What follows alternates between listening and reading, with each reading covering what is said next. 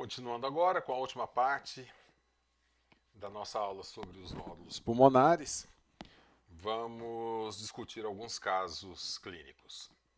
O primeiro caso é do paciente LNS, sexo masculino, 53 anos, assintomático e que fez uma radiografia do tórax para concurso. Então, aqui observamos radiografia incidência de frente, incidência de perfil.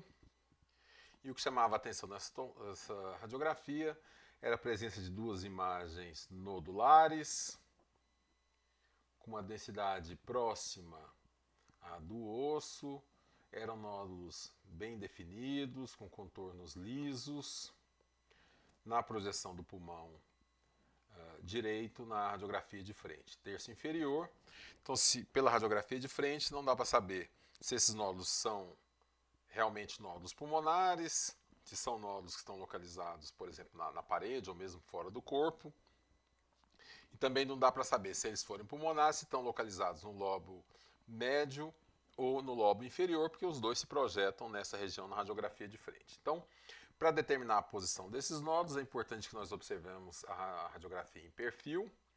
E aí, como é que nós fazemos isso? Vamos procurar o nódulo justamente onde ele está, na região que corresponde à área que ele se projeta na radiografia de frente. Então, se nós observarmos, vamos observar que esse nódulo mais superior está posicionado no pulmão, então ele se projeta sobre o pulmão na radiografia de frente e também na radiografia em perfil, né? Numa região anterior que poderia corresponder tanto ao lobo médio quanto ao lobo inferior, mas por sorte nessa radiografia especificamente nós conseguimos definir a cisura oblíqua. Se vocês olharem, tem uma linha fina que se estende aqui que corresponde à cisura oblíqua. Também é possível observar tenuamente aqui a cisura horizontal, então vai definir o lobo médio, e esse nódulo então está situado posteriormente à cisura oblíqua. Portanto, é um nódulo localizado no aspecto anterior do lobo inferior do pulmão direito. O outro nódulo, se nós procurarmos, então temos que procurar, ele tem que estar um pouco mais baixo que o primeiro nódulo. Na radiografia de frente ele está se projetando no seio costofrênico, e se nós procurarmos então, vamos observar que esse nódulo está localizado aqui. Aí vocês podem perguntar, mas professor, esse nódulo não está localizado abaixo do diafragma, portanto na cavidade peritoneal? Então, como é que isso é possível? Então, se nós observarmos, essa porção do diafragma que nós estamos vendo aqui na radiografia em perfil, na verdade corresponde a essa porção mais alta do diafragma, da cúpula frênica direita, aqui. Então, isso quer dizer que, como o nódulo está situado aqui um pouco mais baixo que a porção mais alta do diafragma, é por isso que ele parece na radiografia em perfil estar se projetando abaixo dessa cúpula. Mas, na verdade, ele está se projetando no seio costofrênico aqui direito, né? E é por isso que ele está numa posição mais baixa que o ápice aqui da cúpula frênica, dando essa impressão que está na cavidade peritoneal. Então, na verdade, ele está, no lobo inferior do pulmão direito, especificamente na região do seio costofrênico. Como eu já disse anteriormente, esses nódulos têm uma densidade bem próxima do osso, isso então, e também são nódulos pequenos e bem evidentes. Isso aumenta muito a chance desses nódulos serem calcificados, mas só pela radiografia não é possível ter certeza absoluta disso, de que eles realmente são calcificados e, portanto, residuais.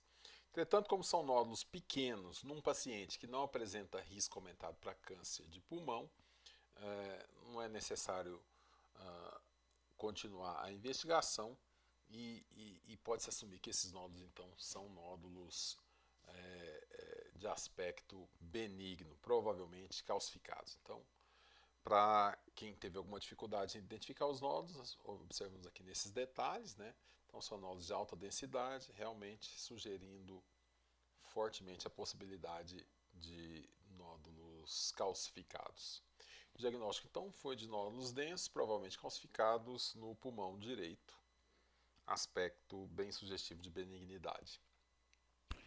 Segundo caso é de um paciente de 67 anos, do sexo feminino, apresentando tosse seca e leve dispneia aos esforços. E aqui nós temos a radiografia simples, vocês conseguem identificar onde é que está a alteração nesse caso. Olhem com atenção, não é muito fácil, mas é bastante possível. Então, para aqueles que estão com alguma dificuldade na identificação, se a gente fizer a semiologia direitinho, vamos observar que existe uma imagem nodular, com densidade predominantemente de partes moles, embora apresente uma área de maior densidade no seu interior.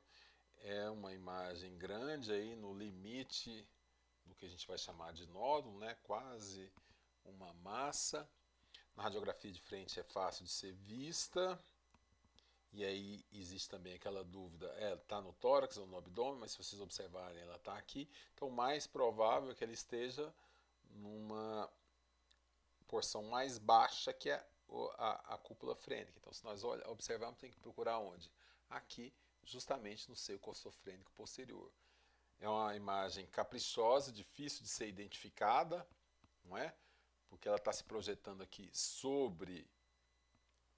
na região do seio coxofrênico e sobre a coluna vertebral, mas é possível observar que existe uma área de maior densidade nesta região. Nódulo grande, de aspecto suspeito, e é importante então que a gente continue a investigação para identificar as demais características deste nódulo.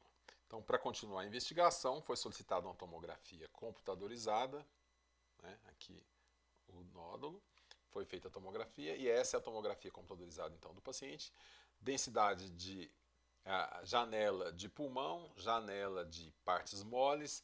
Nessa janela nós vamos identificar as características relacionadas ao contorno, ao tamanho, à localização do nódulo.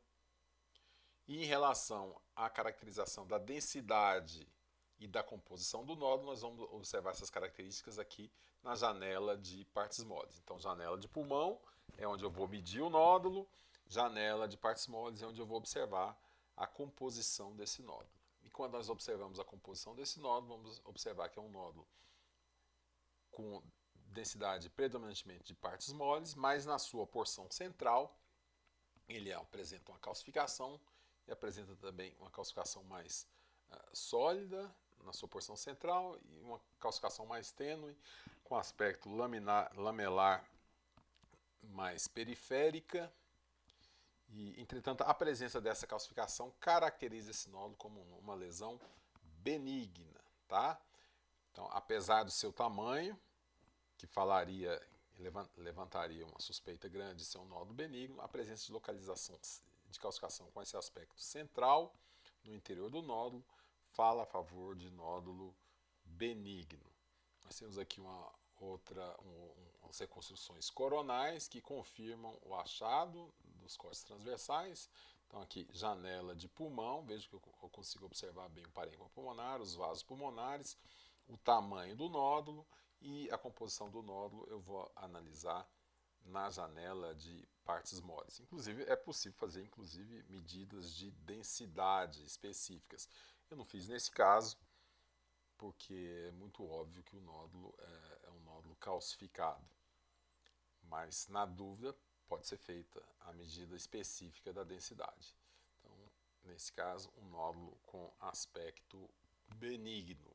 Calcificação central e calcificação também lamelar, mas todas são calcificações de aspecto benigno. Então, apesar de seu tamanho, um nódulo benigno. Então, nódulo de aspecto benigno com calcificação central. Terceiro caso de um paciente de 67 anos do sexo masculino apresentando tosse crônica e emagrecimento. Há 15 dias notou rajos de sangue no escarro. Tabagista há 48 anos. Então, inicialmente foi feita uma radiografia do tórax desse paciente. Veja que ele já não estava muito bem. Nós temos aqui não confundir isso com nódulos, isso aqui são os eletrodos, né, metálicos para monitorização cardíaca desse paciente. Continuando a nossa avaliação da radiografia, vemos que os seios coxofrênicos estão livres, cúpulas frênicas com posicionamento habitual, a direita é ligeiramente mais alta que a esquerda, a bolha gástrica está aqui à esquerda da linha mediana, com nível líquido no seu interior. O paciente tem uma discreta ginecomastia bilateral e em relação ao contorno do mediastino, contorno direito está normal, então a gente tem aqui a aorta, aqui a janela da artéria pulmonar, que não chama atenção, o contorno do ventrículo esquerdo, aqui nós temos a veia cava superior, veja que ela parece estar alargada, mas se nós observarmos a radiografia, vamos perceber que ela está ligeiramente rodada, veja que a extremidade da clavícula está distante aqui do lado direito, está mais distante dos processos espinhosos que do lado esquerdo, então tem uma ligeira rotação que também não está atrapalhando a avaliação da radiografia. Por causa dessa rotação, também a traqueia parece estar um pouquinho mais à direita da linha mediana, mas não acho que seja uma alteração verdadeira. Mas na região do hilo, dos hilos, o hilo esquerdo com aspecto normal, mal delimitado, mas na região do hilo direito, a gente observa que existe alguma imagem dando um contorno bem delimitado nessa região que não é de ser esperado, né? Não deveria ter essa imagem com contorno arredondado aqui, sugerindo uma massa. Continuando agora para a avaliação dos pulmões, comparando um lado com o outro, nós podemos, não é uma imagem facilmente visível, mas se nós prestarmos atenção, vamos ver que existe uma imagem de aspecto nodular, com densidade de partes moles, bem definida, que está se projetando aqui no terço médio do pulmão direito. Para a gente avaliar se realmente está no pulmão ou em alguma outra localização, nós precisamos da incidência em perfil. Vamos então para a incidência em perfil, e aqui nós podemos observar que ela está aqui na projeção do lobo médio, do segmento lateral do lobo médio. Inclusive, ela é mais facilmente visibilizável na radiografia em perfil. Então, a imagem nodular com densidade de partes moles, contornos bem definidos, na projeção do segmento medial do lobo médio. E aí nós voltamos àquela imagem que nós observamos na região do hilo, aí, com extensão para o mediastino, à direita, e observamos que aqui na radiografia de perfil, nós também temos essa área de aspecto com densidade de partes moles, né, parcialmente definida, correspondendo com aspecto de massa, né, na região aqui do mediastino, na região próxima ao hilo direito. Então, os achados principais então envolvem um nódulo no segmento lateral do lobo médio e essa massa aqui na região mediastinal. Então, existe a indicação de tomografia. Nós identificamos as características básicas na radiografia, mas uma tomografia pode dar detalhes muito mais precisos desta alteração. Então, vamos ver aqui os achados, né? E na tomografia computadorizada, o que nós temos é o seguinte: na região do mediastino, aqui partindo comprometendo também a região do hilo direito, janela de partes moles, nós observamos que existe essa massa abaixo aqui da carina, então além dela comprometer a região do hilo, a gente observa que existe, ela compromete aqui a região subcarinal, uma região muito típica para linfonose, então a gente tem uma massa de provável origem linfonodal no mediastino, com extensão para o hilo direito, e aqui na janela de pulmão é possível observar também a presença daquele nódulo que nós observamos na radiografia. Então o nódulo está aqui, é um nódulo com densidade de partes moles. Vejo que na janela de mediastino ele praticamente não é visível, embora seja muito bem visível na janela de pulmão. Então, toda vez que a gente quiser procurar nódulo, nós vamos procurar nesta janela. Na hora de caracterizar o nódulo, nós precisamos também da janela de mediastino. Então, nesse paciente foi injetado contraste, é por isso que a gente vê o coração, as câmaras cardíacas opacificadas, os vasos, aqui a aorta ascendente, a aorta descendente, aqui um ramo da artéria pulmonar, né?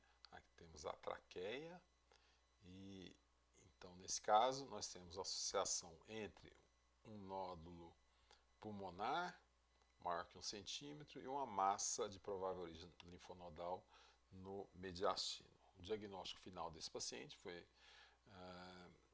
de uma massa e um nódulo pulmonares e o diagnóstico histológico foi de um carcinoma broncogênico com metástase linfonodal no mediastino. Certo? Vamos então para o caso 4, paciente ALC, 67 anos, feminino, tabagista há mais de 40 anos.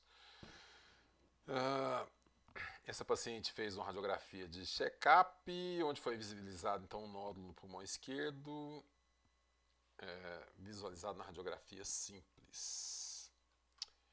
Foi feita então a tomografia computadorizada e nós observamos que esse nódulo apresenta características suspeitas, então na janela aqui de partes moles, até que um pouco mais janela óssea praticamente, mas ele é útil para caracterizar o nódulo, então ele não é calcificado, tem densidade de partes moles, está na projeção do segmento superior do lobo inferior do pulmão esquerdo e já na tomografia nós observamos que ele tem características suspeitas, né? Então um nódulo bastante especulado, vejo essas linhas aqui partindo em direção partindo do nódulo em direção ao parênquima pulmonar, um nódulo com uma morfologia bastante suspeita, uma morfologia muito sugestiva de nódulo maligno.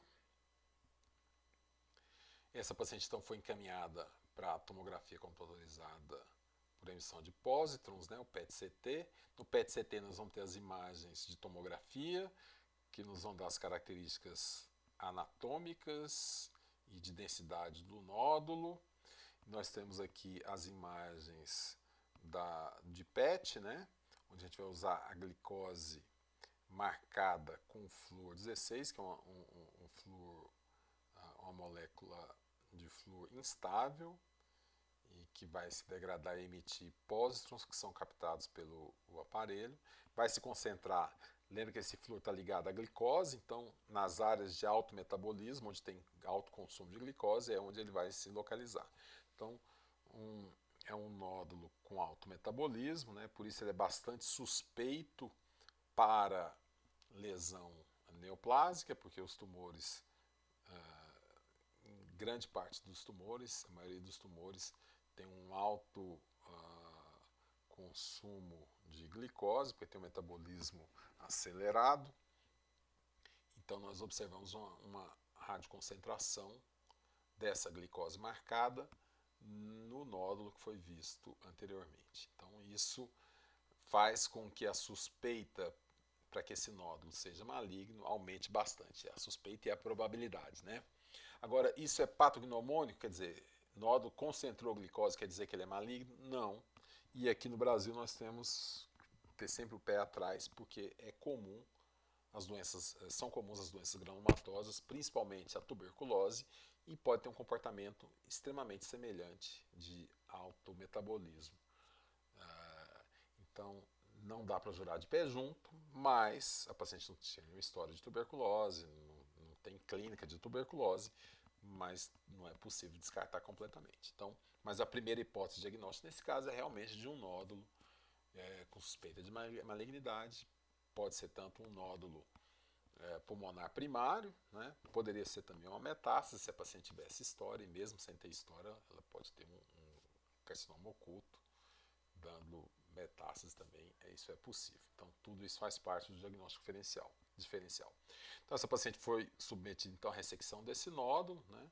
Aqui, novamente, um corte coronal mostrando o nódulo no interior do parênquima pulmonar, imagem de PET, só imagem metabólica, imagem de tomografia que dá as características anatômicas e a combinação das duas, que combina a anatomia com o metabolismo, né? Essa é a grande vantagem do PET. E o diagnóstico final, depois que esse nódulo foi ressecado, foi realmente de um adenocarcinoma pulmonar. Limitações do PET-CT incluem, então, falsos positivos, principalmente relacionados à presença de infecções, mas também existem os falsos negativos. Existem tumores de baixa atividade glicolítica, né, tumores que têm metabolismo baixo e que não vão captar a glicose a ponto de que seja percebido. Então, existem essas duas limitações do PET, mas de maneira geral é um tumor bastante útil na investigação de nódulos pulmonares primários, mesmo de metástases de câncer de pulmão, porque geralmente a maior parte dos cânceres de pulmão apresentam um metabolismo acentuado. Certo? Com esse caso, então, nós encerramos essa aula e espero que vocês tenham aproveitado e, em caso de dúvida, estou à disposição para ajudar vocês. Muito obrigado pela atenção.